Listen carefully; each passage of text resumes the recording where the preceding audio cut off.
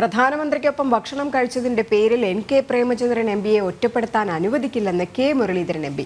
പ്രധാനമന്ത്രി ഭക്ഷണം കഴിക്കാൻ വിളിച്ചാൽ താനും പോകുമെന്നും അദ്ദേഹം പറഞ്ഞു. അതേസമയം RSPക്ക് സീറ്റ് നൽകുമെന്നും ലീഗ് 3ാം സീറ്റ് ഉഭയകക്ഷി ചർച്ചയിലൂടെ പരിഹരിക്കുമെന്നും K. മുരളീധരൻ വ്യക്തമാക്കി.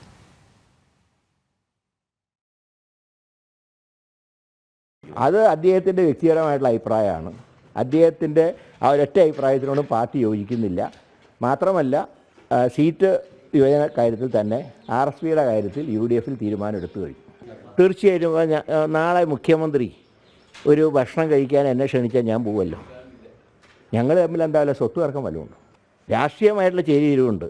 ആ കാര്യത്തിൽ ഞങ്ങൾ ഉറച്ചു തന്നെ നിൽക്കുന്നുണ്ട്. അപ്പോൾ പ്രധാനമന്ത്രി ഉച്ചയ്ക്ക് ഒരുമിച്ച് ഭക്ഷണം കഴിക്കാമെന്ന് പറഞ്ഞപ്പോൾ പങ്കെടുത്തതിൽ ഒരു തെറ്റ് ഞങ്ങൾ കാണുന്നില്ല. അത് ഒരു അന്തർധാരയുടെയും ഭാഗമല്ല. എളമനക്കരീം രാജ്യസഭയിൽ BJPക്കെതിരെ പ്രസംഗിച്ചതിനേക്കാൾ ശക്തമായി പ്രേമചന്ദ്രൻ ലോക്സഭയിൽ സംസാരിച്ചിട്ടുണ്ട്. അദ്ദേഹത്തിൻ്റെ ഒരു അന്തർധാരയ്ക്ക് അദ്ദേഹം കൂട്ടുനിൽക്കില്ല. ഇടതുപക്ഷത്തിന് കേരളത്തിലെ 20 MPമാരും ഇന്ത്യ സഖ്യത്തിൻ്റേതായിരിക്കുമെന്ന് മിനിഞ്ഞാന്ന് വരെ പാർലമെൻറ്റിൽ പ്രസംഗിച്ച ആളാണ് പ്രേമചന്ദ്രൻ. അപ്പോൾ അദ്ദേഹത്തിനെ ഒറ്റപ്പെടുത്തി സംഖ്യയാക്കാൻ ശ്രമിച്ചാൽ ഞങ്ങൾ ഒറ്റക്കെട്ടായി എതിർക്കും.